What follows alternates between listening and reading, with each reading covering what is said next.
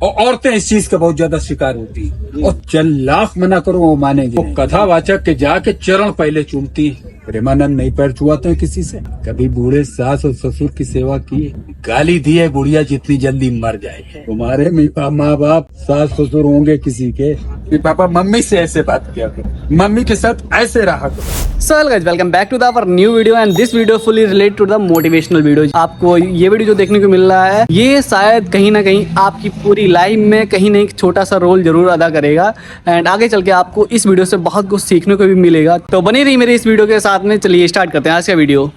Just मैं train के general डब्बे में ट्रैवल कर रहा था तो उसमें आपको पता ही है कि जितने भी पैसेंजर होते हैं वो सारे अननोन होते हैं और अदर सिटी प्लेस स्टेट से होते हैं। तो ऐसे में बैठा था तो एक अंकल जी थे, तो उन्होंने ऐसी मोटिवेशनल स्पीच दी ना जो मेरे कोच में बैठे हुए थे वो भाई वो सारे लोग उनकी स्पीच सुन रहे थे। ऐसी मोटिवेशनल स्पीच थी जो इंसान डेली लाइफ में फेस करता है। लाइक आप कहीं पे जाते हैं और कैसे सर्वाइव वहाँ पे करते हैं, कैसे बिहेवियर रखना चाहिए आपको वहाँ पे, कैसे जैसा वातावरण है वैसे उसमें ढलना चाहिए या नहीं ढलना चाहिए।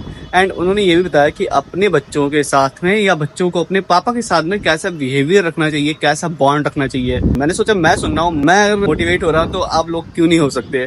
चलिए आपको लेके चलते ट्रेन के अंदर। ये रही अपनी ट्रेन और आपको मिलवाते हैं उन अंकल जी से। तो ये है वो अंकल जी। और अपने साहस का और शक्ति का कभी दुरुपयोग मत करना।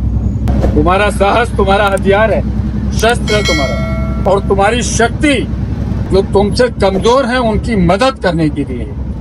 विधाता फिल्म एक बार देखी थी हमने, उसमें दिलीप कुमार कहता है कि बड़ा बनना है तो बड़ा काम करना है। छोटी सोच और एड़ी की बहुत चलने नहीं देती आदमी को, जिंदगी में बेकार कर देती है।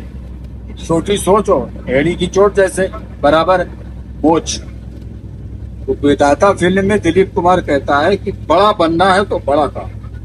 अब अगर मारना ही है आपको तो फिर रिक्शे वाले को 2 थप्पड़ मत मारना, ठेली वाले और रेड़ी वाले को मत मारना। मारना है तो किसी ऐसे वांटेड आदमी को मारना जो सवेरे अखबार की फ्रंट लाइन में तुम्हारे फ्रंट पेज पे आवे तुम्हारा नाम। तो चलो ये तो बात रही अंकल जी की जो कह रहे हैं कि कैसे कहाँ पे सर्वाइव करना चाहिए, कैसे कहाँ पे बिहेवियर दिखाना चाहिए, किसी से डरना नहीं चाहिए, सबसे बात करनी चाहिए, अपनी बात खुल के सामने लाना चाहिए। और अंकल जी अब बताने जा रहे हैं कि उनका व्यक्तित्व बचपन में कैसा था और अभी कैसा है। तो काफी चीजें होती हैं जो बचपन से और बड़े होने पे सब कुछ बदल जाता है, वैसा अंकल जी के साथ भी हुआ। तो अंकल जी वो अपनी जो भी एक्सपीरियंस रहा उनका वो शेयर करने वाले हैं कि उनका घर में बिहेवियर कैसा था, वो सबसे अलग थे, उनके घर वाले उनसे कैसे परेशान रहते थे, सब कुछ बताने वाले हैं। तो चलिए वो भी सुनते हैं। और बचपन मेरा जब था तो मेरे बाप बहुत परेशान रहा था।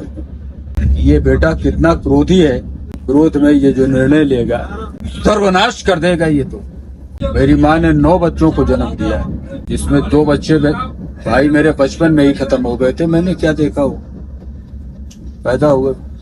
उसके बाद मेरी बड़ी बहन 18 साल की अवस्था में खत्म हुई, हार्ट पेशेंट थी। उनको मैंने देखा है, उन्होंने मुझको गोद में खिलाया है। उसके बाद 6 बच्चे उनके जीवित रहे, 3 भाई 3 बहन हम रहे। उन सब में सबसे मेधावी हम थे। जब तक पढ़ाई की टॉप 1 टॉप 2 टॉप 3 में हम रहे। लेकिन बहुत बड़ा दुर्गुण था क्रोध। मुझे याद है कि सबसे वही प्राइमरी में उस सब में पढ़ता था, हमारी जो कॉपी हुआ करती थी, हर कॉपी पे पहले पन्ने पे हमारे पिताजी ने क्रोध विनाश की जड़ है, इसको कुछ ये पढ़े देखे शायद इससे कुछ फर्क पड़े, लेकिन वो खत्म नहीं हुआ। और वो खत्म तब हुआ, हो गया कतई तब हुआ। पिताजी तो ऊपर चले गए, माता जी चली गई, जिम्मेदारी बढ़ गई। नो, जिम्मेदारी तब भी नहीं, बहुत क्रोध बढ़ा आपके हरदोई के अंदर। 250-250 300 आदमी ने हमारे खिलाफ प्रदर्शन किया। लेकिन मैं क्रोध का मतलब ये नहीं कि मैंने अन्याय किया।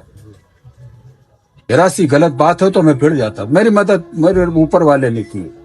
मैं कभी भी थाने में अगर एप्लीकेशन एक गई तो वो फटी, FIR नहीं लिखी ही नहीं, वो फाड़ी फेंकी गई बाद में, और अकेले से। मैं हरदोई का रहने वाला भी नहीं हूं, आप सब कुछ यही है। मेरा परिवार, मेरा रिश्तेदार कोई आ नहीं, अकेली चलते। वो एप्लीकेशन फटी है, उसके ऊपर FIR नहीं अंकित की गई। तो बताया ना कि फिर क्रोध लेकिन खत्म कैसे हुआ, एकदम खत्म हो गया। आज आप हमको गाली दो, हम सुनेंगे, जवाब नहीं देंगे। और आपको शांत कर देंगे। जब मेरा बेटा वयस्क हुआ, तो जो अंकल जी अब बताने जा रहे हैं वो इस वाली नई जनरेशन को बड़े ध्यान से सुनना चाहिए, बिकॉज उन्होंने बताया कि अपने बच्चों को अपने पिता के साथ कैसा बॉन्ड रखना चाहिए। कभी भी अपने बच्चों को अपने पिता से कोई बात छुपानी नहीं चाहिए। एंड आपको लगे कि पापा आप ऐसा नहीं तो ऐसा कर सकते हो, या इससे नई जनरेशन जैसे चल रही है वैसे अपने पिता को कन्वर्ट कर सकते हो। अब इसका मतलब ये नहीं कि आप अपने पिताजी को अपने हिसाब से चलाना स्टार्ट कर दो कि पिताजी अब नई जनरेशन स्टार्ट हो गई, ये सब करना ठीक है, ऐसा नहीं है। क्योंकि इंसान को दिखता सब है, समझ में सब कुछ आता है, उसे सही वही लगता है जो सही होता है, ना कि हर चीज़ सही नहीं लगती। ये नहीं गलत चीज़ें भी उसे सही लगे, क्योंकि वो आपके पिता रह चुके हैं, उन्होंने आपसे ज़्यादा दुनिया को एक्सपीरियंस किया है, उन्हें सब कुछ पता है, एवरीथिंग। तो अपनी बात रखिए उनके सामने, उनको लगेगा हाँ ऐसा करना सही है या गलत, तभी वो एग्री होते हैं, इसके अलावा नहीं। क्योंकि जितना आप नहीं समझते उससे ज़्यादा कई गुना तो आपके पिता समझते हैं कि समाज के हिसाब से क्या सही है क्या गलत है। लाइक आप कोई भी चीज़ काम कर रहे हो, पिता आपके नहीं डांट रहे हैं, नहीं कुछ कह रहे हैं, और जिस दिन वो डांट रहे हैं यानी कि वो चीज़ अब हद से ज़्यादा बढ़ चुकी है और जो आप कर रहे हो वो गलत है। तो अपने पिता की भी बात सुननी चाहिए ताकि किसी भी तरीके के समाज के तानों का या बदनामी का सामना ना करना पड़े। तो अपनी पिता की बात सुनो, उसको देखो, समझो, उसके बाद आपको जो सही लगे आप वो कीजिए, बट अपने पापा की बात हमेशा टॉप पे रखनी चाहिए। उसके बाद अपनी आप बात को लाइए, देखना चाहिए कि जो मैं कर रहा हूँ वो सही है या नहीं है।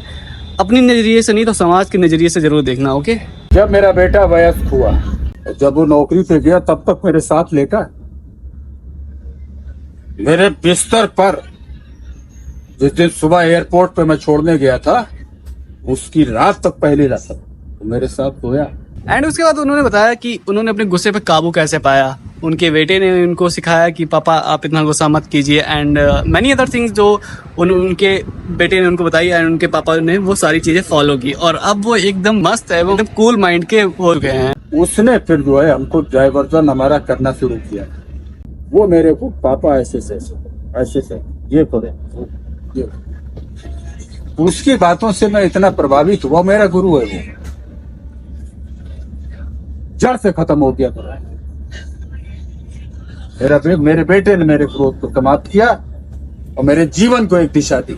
वो मेरा गुरु, और मैं मित्र की हैसियत से बात करता हूँ अपने बेटे से। जब मेरा बेटा बिल्कुल मित्र की हैसियत से हर टॉपिक पे बात कर, कल्पना नहीं करेगा आदमी जैसी बात वो कि कोई बच्चा भी कर सकता है, ऐसे वो भी बोलता है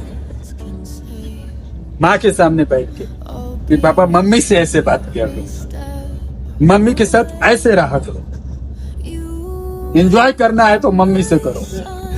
ऐसे चेंज कर दिया कतई, तो फर्क पड़ ही जाता है। और एक काम को हमेशा मत करना, कभी भूखे भी रहो। आज मैं हूँ, सब लौट के ही खाना खाऊंगा, भूखे भी रहो कभी, ये भी नहीं कि रोज खाना। कहने मतलब एक काम हमेशा मत करो, एक दिन भूखे रह जाओ। आपको हैबिचुअल नहीं होना चाहिए किसी चीज के लिए, फिट रहोगे। रोज टहलने जाते हो तो एक दिन टहलने भी मत जाओ। आप मत आती हो ये किसी चीज के, आप उसके बस में न रहिए, वो तुम्हारे बस में रहे। आज इंसान खतरे में क्यों पड़ रहा है, इंसान के साथ छल क्यों हो रहा है, हमने बोला। तो अंकल जी अब बताने जा रहे हैं कि इस कलयुग में किसी पे भी किसी भी तरीके का आंख बंद करके भरोसा नहीं करना चाहिए। बिकॉज अगर इस जमाने में कोई भी आप पे रिश्ता जाहिर करता है या आपके साथ बॉन्ड रखना चाहता है या फ्रेंडशिप करना चाह रहा है तो भाई वो बिना लालच के तो कंप्लीट हो ही नहीं सकती। ठीक है, तो हमेशा आप अपने आप का ख्याल रखिए कि आप किसी के साथ में है और वो आपके साथ अच्छा खासा बॉन्ड बनाने की कोशिश कर रहा है, आप उससे फोन पे कह रहा है भाई यहाँ आ जा, वो आने को तैयार है, या लाइक आपके लिए हमेशा हाजिर है, आपको ऐसा फील कराता है कि भाई आप जो भी तुम्हारे साथ पहले थे वो कुछ नहीं है, अब जो मैं हूँ वही सब कुछ हूँ, मैं ही आप तुम्हारा ख्याल रख रहा हूँ, मैं ही तुम्हारे लिए एक नई नई रास्ता बता रहा हूँ। भाई वो सब कुछ सही है, बट वो इंसान जो आपके लिए इतना कुछ कर रहा है बिना लालच के नहीं कर रहा है। बिकॉज उसको एक आस होती कि आज नहीं इंसान तो कल तो मेरे साथ कुछ ना कुछ करेगा, बहुत अच्छा करेगा, हमेशा मेरे साथ रहेगा। वो भाई आपकी एक जो पोजीशन है, लाइक भाई कभी भी देखना बड़े इंसान की हमेशा छोटी इंसान ही इज्जत करता है। लाइक कभी ऐसा नहीं देखा कोई छोटा इंसान हो तो उसका कोई बड़ा इंसान हो वो उसकी इज्जत करना, ये आपने नहीं देखा होगा। हमेशा ये देखा होगा कि लाइक कोई छोटा इंसान है वही बड़े इंसान की इज्जत करेगा। भाई ऐसा भी सोचता है ना कि बड़ा इंसान भी छोटे इंसान की इज्जत करे ना, ऐसा नहीं होगा। बिकॉज छोटे इंसान को हमेशा एक आस रहती कि उसे बड़े इंसान से कुछ ना कुछ मिलेगा जरूर, कि अभी नहीं तो कभी तो मिलेगा, ऐसा उसके मन में चलता रहता है। तो हमेशा भाई ध्यान रखना, और आपके साथ में कोई भी मीठा व्यवहार कर रहा है, मतलब मीठे शब्दों के साथ आपको आपका दोहन करना चाह रहा है, तो भाई बच के रहना। बिकॉज इस ज़माने में इंसान का पतन तभी होता है जब आपके साथ में कोई इंसान ऐसा मिलता है जो मीठा मीठा बोल के आपको अपने साथ में क्लोज लाता है, फिर आप पे अपनी हक जताता है, एंड उसके बाद फिर वो धीरे धीरे करके ना जैसे आपके अंदर से हर चीज़ जानने की कोशिश करता है। आपके पास जानने के बाद फिर वो कहता है भाई अब मुझे ऐसा नहीं, ऐसा करो या मेरे साथ ऐसा करो। तो इस चीज़ों पे सबसे विशेष ध्यान रखना होता है कि आपके साथ अगर कोई ऐसा इंसान है उसकी बातों को सुनो, समझो और आगे बढ़ो, उसको अपनी लाइफ में एंट्री ना दो। मतलब बस इतना कहना है कि यार आपके साथ में कोई ऐसा इंसान है, आप उसकी बात मानते हो, ठीक है, मानो, ठीक, सब कुछ चल रहा है, बट उसको अपनी लाइफ में एंट्री ना दो। लाइक सुन लिया बातें, आगे बढ़ जाओ। जब आप किसी इंसान पे आंख बंद करके भरोसा करने लगते ना, तभी इंसान वो आपका दोहन कर लेता है, एकदम से आपको निचोड़ देता है। बिकॉज वो सब कुछ आपसे छुड़ा देगा, सब कुछ, एवरीथिंग। तो भाई हमेशा बच के रहना चाहिए इन चीज़ों से कि अगर आप कोई भी इंसान है आपके साथ बहुत क्लोजली आने की कोशिश कर रहा है तो उसे आने ना दो, उसकी बातों को सुनो, ठीक है, अच्छा कर रहा है, ठीक है।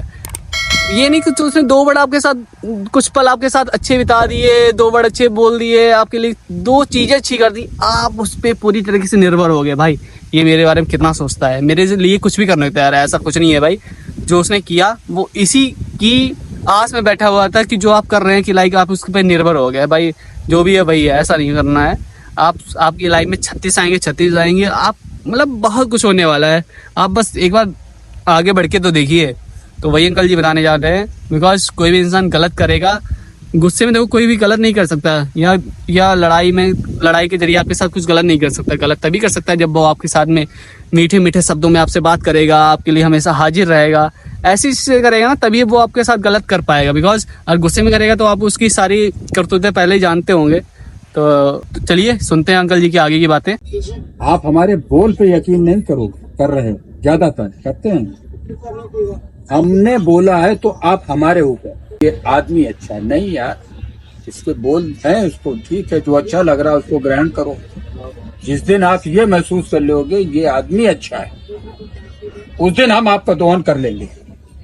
तो यही हो रहा है। छल कैसे सकते हो, कड़वा बोल के थोड़े, मीठे बोल के तो चल सकते ये। और औरतें इस चीज का बहुत ज्यादा शिकार होती है, और 4 लाख मना करो वो मानेगी नहीं। किसी संत जो कहते हैं संत तो है ही नहीं, संत होगा ही दिखेगा ही नहीं, है ही नहीं, मृदुभाषी कथावाचक वो है। तो वो कथावाचक के जाके चरण पहले चूमती है।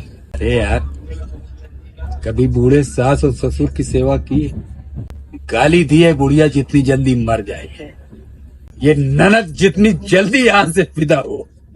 भी किसी की ननद होती, तुम्हारे माँ बाप सास ससुर होंगे किसी के, लेकिन उसके जाके चरण चूमो। अरे उसकी बात सुन लो, पीछे हट जाओ। प्रेमानंद नहीं पैर छुआते हैं किसी से कि तो ऐसे संत महात्मा है वो पहले ऐसे धोती उठा के पैर खुले, पहले ये दाब भी दो, थोड़े चूमो, बड़ा अच्छा महसूस करते हैं। कमलापत त्रिपाठी कैसे, जैसे कमलापत त्रिपाठी कभी रेल मंत्री नहीं, वो बनारस पहले हुआ करते थे कांग्रेस के पीरियड, तो उनके पैर ऐसे ही रहते थे, सोफे पर ऐसे बैठ के, दिन भर उनकी पैरें छुआई होती थी। अच्छा व्यक्ति जो होगा, बढ़िया प्रवचक है, मन कर्म वचन मनसा वाचा वो अधिकतम शुद्ध है, पूर्णतया शुद्ध है ही नहीं कोई, वो अधिकतम शुद्ध, अधिकतम जो शुद्ध है दूर रहेगा। चाहिए मेरे को सुनिए और पीछे हट जाइए, उंगली मत लगाना मेरे शरीर पे, याद है ना। बोल पे भरोसा कर सकते हो, बोलने वाले पे नहीं। और जितना अच्छा बोलने वाले हैं ज्यादातर वही गुनहगार भी है। लेकिन हम भी मानते हैं, मानना पड़ेगा।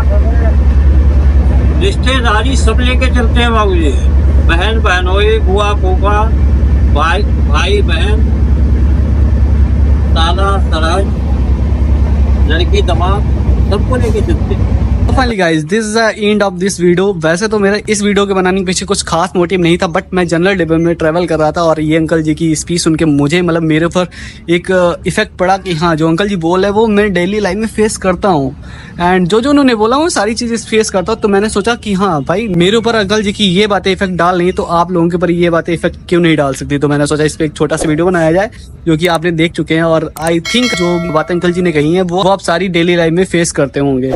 तो कैसा लगा आपको ये वीडियो, और अगर आपको इस वीडियो से कुछ सीख मिली हो तो वीडियो को लाइक एंड सब्सक्राइब जरूर कर लेना। ओके, मिलते हैं आपसे नेक्स्ट वीडियो में, तब तक के लिए बाय बाय।